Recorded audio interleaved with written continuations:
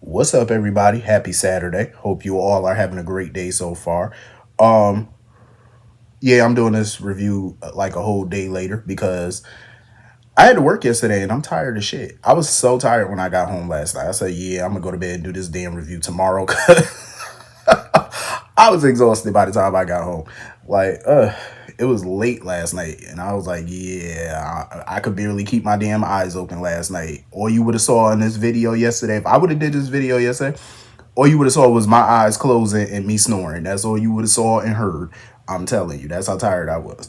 But getting into this episode, GH, listen, y'all know I adore me some Ava Jerome. Cause you know why? Ava is that friend that you need because she tells these hoes the truth every single time. Like she just be dropping jewels and it be the most simplest of things. You know what I'm saying? Just common sense shit. But Ava be giving it to them like, just telling them shit that they don't want to hear, but they need to hear. That's a friend. Because Ava gonna tell you. She gonna let you freaking know. You know what I'm saying? Because I get where Ava coming from. You know, in a weird way when it comes down to it. Because she felt like, why should Michael and Sasha get, keep their little secret, but Willow's life is blown up. Here's my thing. I get that in theory. I understand that in theory. But Willow blew her own fucking life up. Let's be for real. Willow blew her own shit up. There's that's on Willow. Everything bad that's going on with Willow is of her own doing. That's on her. Um, but Nina, she need to realize something. At the end of the day, is it really gonna be worth it? Because now she talking about, oh well, if she tell the secret, it could help Willow get full custody. I mean, here's the thing. Do you really want to blow up your relationship with Sasha over something that's not a guarantee? Because even if you tell that secret, it's no guarantee that that secret is going to be what helps Willow win. That is going to guarantee her a victory. And then you're going to piss Sasha off. And Sasha is the closest thing to a daughter that Nina has had.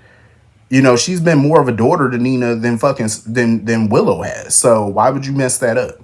And that's what Nina was baffling, going back and forth about because she don't want to do that to Sasha.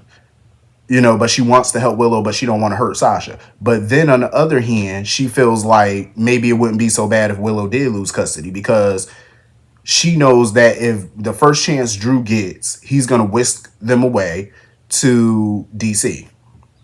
And she's not going to see Willow or the kids, as much as she does now. You know what I mean? And they're really going to be under his thumb. So she don't want that to happen. So it's a decision that she has to make. She got to make a choice. And Ava dropped the gem on her, a very simple gem. She was like, listen, whatever choice you make, it has to be a choice that you can live with. Simple as that. And drops the microphone because it's the truth. And your choices have consequences. And that's why I'm glad Ava be telling her about herself and letting her know some shit. Same thing she does with Portia. They don't want to hear the truth, but you need to hear it. That's a friend right there. They tell you what your ass need to hear, not what you want to hear. And this is stuff that Nina needs to hear. Like, if you want to sit here and blow up somebody's life and do this and do that, you gotta make sure, one, it's a choice that you can live with and look at and still be able to look at yourself in the mirror and sleep well at night. And also, whatever choice you make is gonna have a consequence. It's gonna have consequences. So if you blow the secret up with Michael and Sasha, you blow that shit up, you could lose Sasha. Now you're gonna be in the outs with her. You know what I'm saying? And you're not gonna have a friend in her. Then if you sit back and let Willow lose or do something to make Willow lose, and Willow finds out, you're fucked right there anyway. You know what I'm saying? Because now Willow not gonna mess with you, and you may lose access to the kids.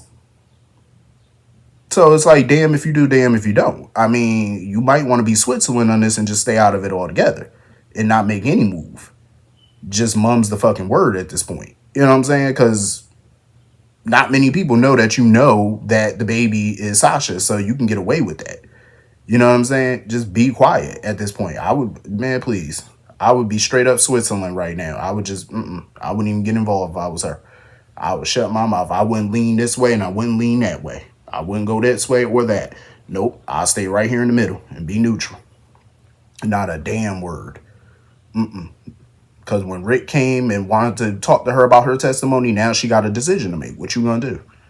What you gonna do? So anyway, moving on from that, I was looking at Laura like, baby girl, go home. Laura was working my nerve a little bit when she was talking to Liz about Rick. We all know Laura loves Liz and Lucky being back together. We know that. She loves the idea of it. She's in love with it. So her seeing Rick at the house did not sit too well with her because she felt like, oh, Rick be coming over here when Lucky not here and stuff like that. So that's her friend. I'm glad Liz put it to her like that. Well, we're friends. Because people act like exes can't be just friends. You know what I'm saying? Liz ain't trying to get back with no Rick. If she wanted to be back with Rick, she could have been got back with him the day he came back to town. He been sniffing around that. And she's been ignoring it ever since he came back and letting him know we're friends. Ain't nothing going on between me and you. She's let him know that numerous of times. You know what I'm saying? So Laura ain't got to worry about that. At the end of the day, I don't feel like exes should always circle back to each other. Lucky being another one, because him and Liz look cute together, and it's nostalgic. But at the same time, no, all exes don't need to get back together again because you tried multiple times and it did not work multiple times. What makes you think it's going to be different? And Liz is even questioning that. She was asking Laura that. What makes this time so much different than any other time before? Because Liz continues to question whether Lucky is going to be around. You know what I'm saying? Can he handle a mundane life? You know what I'm saying? Being domesticated. Because his life overseas was very different. It was fast paced. There was always something going on. Somebody needing rescuing, him putting himself in bad situations. It was always some type of hustle bustle to his life while he was out of the country. So can he come back to Port Charles and be domesticated now? Like just working a job, coming home every day, having dinner with the family, just living a somewhat mundane lifestyle, even though Port Charles is anything but mundane, but you get those days where ain't nothing jumping. You know what I'm saying? Can he really handle that, or is he going to leave? My thing with Liz is if she has to keep questioning that, maybe that's a sign that she should not double back on him. Maybe that's a sign. I don't know. They cute together, but I don't know if they got that longevity at this stage in life. You know what I'm saying? Because he's a lot like Luke. Luke was always like that. Luke could be around for a few months, and then after that, he's on one of his little journeys, and you don't see him for about 3 more months. 3 or 4 more months to a damn year or something. Then he pop his ass back up. And that's how, Lucky, he's been going for years. You know what I'm saying? He wasn't even on Luke type of schedule. Luke was going for a couple months, come back, he be here for a few months, then he going for another few months. Lucky ass be going for 10 damn years. You know what I'm saying? And if he do pop back in, it's for a day or two, then he back on the damn road. So I don't blame Liz for feeling like that. I am glad that Lucky came to her and let her know, like, oh, I've been holding out on you about this accident, about what really happened. Because it's time that he fill her in on that. You know what I'm saying? Because we all know it's not like Liz is going to turn Christina into the police. I highly doubt Liz would. Even if he told her from day one, she more than likely wouldn't have done that. Because she cool with Alexis and stuff like that. So there's no way she would have done it. Especially then there's the Sonny factor because, her and Jason, and he's connected to Sonny. So I don't see her turning Christina in. But Lucky should have been honest with her from day one. Like, if you want to be in a relationship with her, you should have trusted her enough to tell her the damn truth. If you know Liz well enough, then you know what Liz would and wouldn't do. But I'm glad he talking now. Hopefully he tell her the whole truth. Hopefully. So Laura done marched her tail on over to Alexis because Laura has noticed that $10 million is pretty much missing out that trust. I said, oh, damn, $10 million. I said, good Lord. Lord. $10 million. Oh, how the hell Laura got access to it? Like, I thought she didn't want Ace to have nothing to do with that money, and Alexis was just overseeing it until the boy became of age. So Laura got access to the funds, like she could check it. I said, okay. Well, she is his guardian or adoptive parent, so I get it. But she was on it, though. So Alexis better come up with a good-ass lie why that money was moved. Speaking of Alexis, so she had this little impromptu meeting with Lucky and Christina dumb behind. And she basically told Lucky, you need to stay out of it at this point. Moving forward, stay out of it. Keep your nose clean. Don't get yourself in any deeper. And I agree with her. Lucky need to mosey on out. Um, because Alexis was going through like the odds. Like, what are we gonna do? Basically, like telling Christina how this could play out. Letting her know the evidence. Basically, the car is the key evidence. Without the car, there's no real case against her. They got to get that car, or they got to get Ava and Rick to turn on each other. And here go Christina. Oh, I can help. Oh, I can. I'm so glad Alexis snapped on her and told her to sit her ass down somewhere and stay out of it. Absolutely not. You're not helping with nothing. You helped enough. If it wasn't for your recklessness, your ass wouldn't be in this position in the first place, fool. Go sit down somewhere. Like, so damn dumb. Christina. I'm so sick of her. Like, Alexis need to just let her turn herself in and call it a day at this point. Because Christina talking about, oh, I'll just turn myself in. If you really wanted to turn yourself in, you would have been done it. Like, stop saying that's what you think you should do. Just do it. She told that same song and dance to Lucky. And we all know she wasn't really going to turn herself in, because if you wanted to, you would have just marched your ass down to the police station and just did it. She went over to Liz's place, and told Lucky that she was going to turn herself in because she wanted him to talk her out of it. Let's be for real. Because when you want to do something, you're going to do it. You're not going to go to somebody for validation or to, tell them what you plan on doing. You're just going to do the shit if you really want to do it. You wanted that man to talk you out of it just the same way she want her mother to talk her out of it. And that's exactly what Alexis did, because she told her, you go to turn yourself in, you're going to destroy Molly. Because now Molly going to know. And this whole plan of hers to turn Ava and Rick against each other or find that car is dumb either way, because the secret is still going to come out. Because if you find the car, it may save Christina from prosecution, but it does not stop Rick and Ava from telling Molly. And she gonna believe her. Molly gonna believe them, because all she gotta do is confront Alexis and Christina about it. And the minute she do, their facial expressions is gonna tell the story. It's gonna give her that answer right off bat. Before you even verbally answer it, your face is gonna answer it for you. You know what I'm saying? Like, come on. Either way, you're done. It's gonna come out no matter what. So, Alexis better come up with something new. You're out of options. So anyway, moving on from that. I enjoyed the Lois BLQ scenes. I did. BLQ she wasn't having it. Like, BLQ was not having it, and she was preaching, because she told her mother straight up. She said, "Listen, I can't take care of you or your feelings right now." I said, "Ooh," and she told her mother. She was like, because Lois was like, "Oh, we need to go find Gio." She said, "No." She said, "Him processing what just went down outweighs your need for forgiveness." I said, "BLQ, you better drop some words." She was over there preaching. I said, "Come on, preacher." I love that shit. That's going to be my quote. She got her mother together on that one. Because I do agree. It's like, leave the boy alone. Let him process what the hell is going on. Stop trying to be all up in that boy's face. You know what I'm saying? When he ready to talk, he knows how to come back home. He knows where the Quartermains live. He know how to come back there and have a chat with y'all. Let him do that on his time, not on yours. Because you keep forcing it and trying to be up in that boy's face and explaining yourself is only going to piss him off even more. Let him sit with this for a minute. But I will say this. As much as Lois, I feel, was wrong for the things that she did too have valid points, though. Because BLQ was not ready to raise a child as a teenager. She had valid points. And Lois did what the hell she had to do. She gave the boy up to a great home.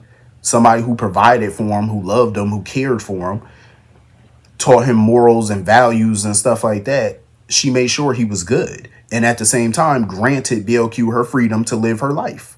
Because that's what BLQ wanted. So you got what you wanted. He got a good home, raised right, and you got your freedom and got to live life the way you envisioned living it. Win-win. You know what I'm saying? So Lois, to me, wasn't wrong about that. She wasn't wrong. Not at all. Lois was dropping some valid points too. But I get where BLQ coming from. Like, if you were going to change the plans and the adoption, you definitely should have let her know that. You should have. You should have told her that. Communication, at the very least, she had a right to know about her child, where he was, like where he went, let her know who family he went to, whatever, let her know that. Keep her updated. And of course, old butt Gloria gonna come up in there. Oh, don't you disrespect your mother. Don't you talk to her like that. You want to go toe to toe with someone, you do that with me. I said, oh, Gloria, go sit down somewhere before we put you up. Who asked Gloria to come back? Let me stop. Come up in there, waltzing her ass up in there, putting her little 2 cents in there. I'm like, Gloria, go back to Bensonhurst, please and thank you. So anyway, moving on from that, I enjoyed the Geo scenes because you know what? He is trying to figure out where he belongs, like where he fits in, who he is. It's like you questioning your identity at this point. Because when you find out that you're adopted, you really do question things. And now he's looking back on his life, questioning every little moment that he had with his adopted mother. You know what I'm saying? Whenever he would look at photos and stuff, she would never talk about any character traits that he shared with his dad, apparently, which was her husband, you know. And it was, he never questioned it before. But now he's questioning everything from back then. And I get it. People do that when they find out shit like this. It's natural to question it. Very much it's natural to question all that. Now he's trying to figure out who knew, like who else knew. And now he's trying to figure out if Sonny knew. Because he felt like, oh, Sonny's been generous. Maybe that's why he been so generous, because he knew. I would be doing the same thing if I was in his position. Like if I found out I was adopted and, my mind would be racing, thinking back on times when my mom said this, or, why this was like this, and, why this person paying for my education out of nowhere. Why this, I would start thinking that too. Like, did you know? But we all know Sonny did. And I think he's going to find out soon enough Sonny really didn't know that he was his grandson. But I'm glad that Gio decided to go back to Port Charles and face this, see if he even wants to be a part of that family, see where he fits in with them. It's time for him to have a conversation with them, once he cooled down and stuff. He needs to do that for himself to figure things out. So anyway, moving on from that, I get where Carly coming from. Like, she want Aurora to run another hit piece on Drew or more hit pieces on his ass. I get it. But Curtis made a lot of valid points too. Like, for one, nobody's going to use their company to mudsling. You know what I'm saying? That's his business 101. At the end of the day, you could do that, but that paints your company in a bad light and it makes Drew look like the victim. Second of all, Michael's the majority shareholder of that company. It's not going to be a good look for the company that he's a major shareholder in to keep running hit pieces on Drew. It's not a good look. Carly's best bet is to go to the Invader. If I was her, I would do that, because the Invader don't care. They love mess. They whole identity is based off of mess. So that's her best option. Like, you want to run a hit piece on Drew to make him look bad before the custody hearing, your best bet, take it to the Invader. Because Curtis at this point, he's trying to neutralize Drew. He feels like he needs Jacinda the prostitute to neutralize. So they need to find her, get her in pocket. And Portia really thinks she in the clear with this whole ketamine drug and shit. I mean, because she could pin in on Brad if she wanted to. Which I get. Yeah, you might be in the clear for that. But you damn sure ain't in the clear about the Heather Weber mess. Because what you going to do about that? Because that's still lingering. That's still out there. So what you going to do? You know what I'm saying? How you going to get out from that? You got to find a way to get around that shit. So I don't know why Portia thinks she in the clear and everything, because no, you are not. Drew still got a card left to play with you. Anyway, moving on from that. I like that Michael was getting some family time with his kids and whatnot, spending more time with them. Because him and Sasha trying to figure out why she was called to testify and whatnot. Sasha is a confusing creature. Like, she don't want Michael to publicly be the father of the baby and stuff like that. Or participate in this child's life at all, but yet you want him to fill in your belly. Oh, fill the baby. if you don't get the fuck out that house, every time I mean, her and Michael do look good together, but every time I see Sasha now, she just irked my soul. Like she do, because this whole damn baby story is just dumb. Oh, let's lie about the father. It's just stupid to me. It's like, what? If you don't get the hell on somewhere with that nonsense, let's lie. Girl, please. So anyway, that was pretty much the whole episode. Hit the comment section, let me know what y'all thought, and I will see y'all all later. Have a great weekend. Peace.